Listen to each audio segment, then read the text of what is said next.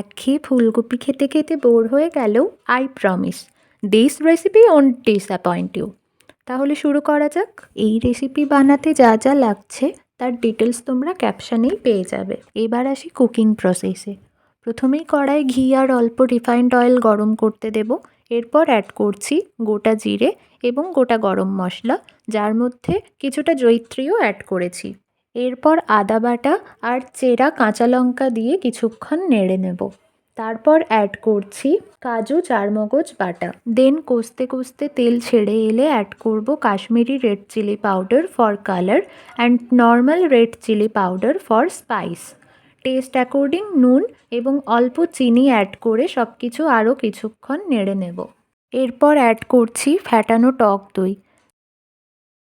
Now it's the time to add our কলিফ্লাওয়ার্স।